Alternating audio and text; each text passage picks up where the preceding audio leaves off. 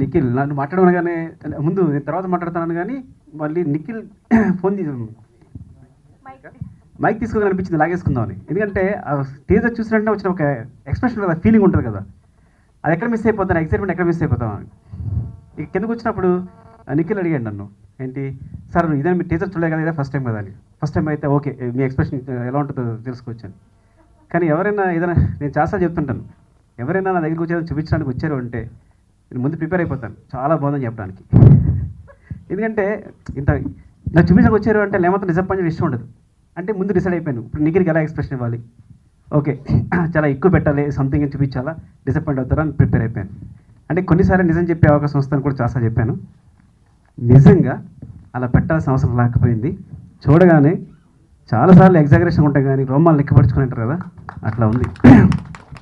Super super super super. నిజంగా హానెస్ట్గా ఇక్కడ నుంచి చెప్పేంత నిజాయితీగా ఉందన్నమాట.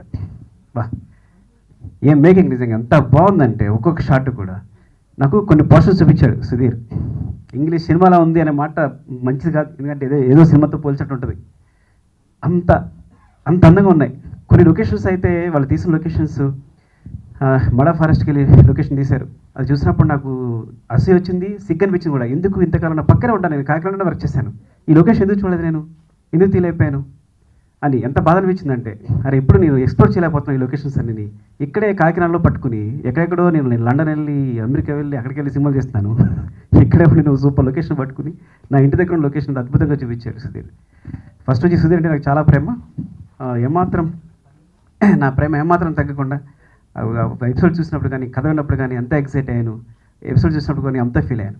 ఇంకా నిఖిల్ గురించి చెప్పారు. ఎలా అంటే ఎంత ఇంట్రెస్టింగ్ ఉందంటే హ్యాపీ డేస్లో చూసిన ఒక హ్యాపీగా అటు ఇటు అల్లచిల్లర అబ్బాయినా చూసినట్టు.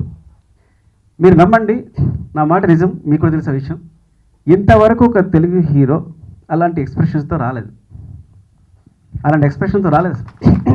నేను అనుకుంటా మిగతా అన్ని భాషల్లోనూ ఒక సినిమా అంటే తెలుగు హీరో అనేసరికి కామెడీ చేయాలి, అది చేయాలి, మళ్ళీ గంతులేయాలి, సీరియస్గా మళ్ళీ ఫైట్ చేయాలి, అదే సీరియస్ ఫేస్ని మళ్ళీ కామెడీ చేయాలి, కామెడీ ఫేస్ని మళ్ళీ రొమాన్స్ చేయాలి, అన్నీ ఉంటాయి. కానీ ఒకే ఇంట్రెస్ట్తో ఒక ఫేస్తో ఒక లుక్తో నేను చూసిన కొన్ని ఎపిసోడ్స్లో ఎంత ముద్దొచ్చాడంటే, అది చూసారంటే ఒక అమ్మాయి దింపుతున్నప్పుడు ఇలా ఉంది ఫేస్, అంత అలా ఉంటాడు నిఖిల్ అనే విషయం. నిఖిల్లో అంత గాఢత ఉంటుంది, అంత ఉంటుందనే విషయం నాకు ఇంకా అర్థం కాలేదనమాట. గాడ్ బ్లెస్ యూ నిఖిల్, అసలు సంథింగ్ ఇట్స్ వెరీ డిఫరెంట్. అసలు ఇలాంటి ఎందుకు ఎంచుకున్నందుకు, నువ్వు సుధీర్ నమ్మినందుకు చాలా I'm thankful to you, serious చెప్తున్నాను, because as a director. And Abhishek ఆ స్మైలు ఆ పొట్ట అనుకోకండి, బట్ అంత ముద్దుగా చూడగానే మనకు ఒక పాజిటివ్ ఫీలింగ్ కలుగుద్ది అమ్మయ్య అని. ఈ సినిమా గురించి కూడా ఒక సీక్రెట్ చెప్పేశాడు నాకు, అలాగా ఈ సినిమా ఏంటి ప్రొడక్షన్ ఏంటి అంత సీక్రెట్ అంటే అంత ఓపెన్గా చెప్పేసే. 4 సినిమాలు ప్రొడక్షన్లు ఉన్నాయి, ఏమాత్రం ఫేస్లో టెన్షన్ లేకుండా నవ్వుతూ 4 సినిమాలు కూడా కంప్లీట్ చేసేసాడు. అన్ని సినిమాలు ఒక రేంజ్లో. నేను ఇంకో సినిమా టీజర్ చూశాను, అది కూడా బాగుంది. సో ఇట్లా అంటే వరుసగా అన్ని సినిమాలు కూడా ఏమాత్రం టెన్షన్ లేకుండా సింపుల్గా ఫినిష్ చేస్తున్నాడు. అంతే ముందు సినిమా అంటే మూవీ అంటే ప్యాషన్, తీయాలి, ఎక్కువ సినిమాలు తీయాలి. ఏదో ప్రొడ్యూసర్గా తను ప్రొడ్యూసర్ స్టార్ట్ అయినప్పుడు కూడా నాకు తెలుసు ఎందుకు స్టార్ట్ అవుతాడో కూడా చెప్పాడు. అవన్నీ షేర్ చేస్తున్నాడు తను, ఎందుకు తను చేయాలనుకుంటున్నాడు, ఎందుకు సినిమా మూవీ చేయాలనుకున్నాను. సో అది అభిషేక్, ఐ థింక్ ఒక బ్లాస్ట్ ఈ సినిమా.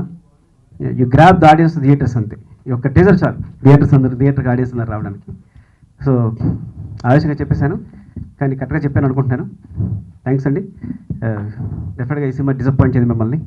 ముందు నుంచి సుధీర్ నన్ను అంటే నేను కథ చెప్పాడు కానీ కథ ఉంది, సో అదే స్థాయిలో మళ్ళీ విజువల్ చూడడం అంటే ఈ కథ ఇంత ఉంటుంది ఇది చెప్తే దాన్ని విజువల్గా చూపించినప్పుడు నేను అనుకున్నాను అంటే నాకు కథ తెలుసు కాబట్టి డెఫినెట్ డిసప్పాయింట్ అవుతాను అనుకున్నాను తను కొన్ని ఎపిసోడ్స్ చూపించినప్పుడు. కానీ అసలు నేను ఓహో ఎందుకు తను ఎపిసోడ్ ఇలా చెప్పాడా అంటే లోపల తన మైండ్లో అంత ఉందన్నమాట, అంత ఊహించుకున్నాడు కాబట్టి నాకు ఇలా చెప్పాడు. తన ఇంట్రెస్ట్, తన డెప్త్ ఇదన్నమాట అనే విషయం నాకు విజువల్ చూసినప్పుడు అర్థమైంది. థ్యాంక్స్ అండి. ఈ సినిమా చాలా పెద్ద హిట్ కావాలండి, బ్లాస్ట్ కావాలని కోరుకుంటున్నాను. Thank you very much. నాకెప్పుడు ఒక మాట ఇష్టం ఏంటంటే, ఎవరైనా సరే నువ్వు ఎలా ఉండాలనుకుంటున్నావు అంటే ఊరి చివరి మర్రి చెట్టులో ఉంటే మంచిది అని. ఎందుకంటే ఆ చెట్టు వేసంకాలంలో వచ్చిన వాడికి నీటిస్తుంది, వర్షాకాలంలో తడిస్తూ పరిగెత్తుకుంటూ వస్తే వాడి మీద చినుకులు పడకుండా కాపాడుతుంది. కానీ నువ్వు ఎప్పుడు గుర్తించమని అడగదు అది. నేను అలా మౌనంగా దూరంగా ఊరి చివరి నిలబడి ఉంటుంది. నాకు తెలిసి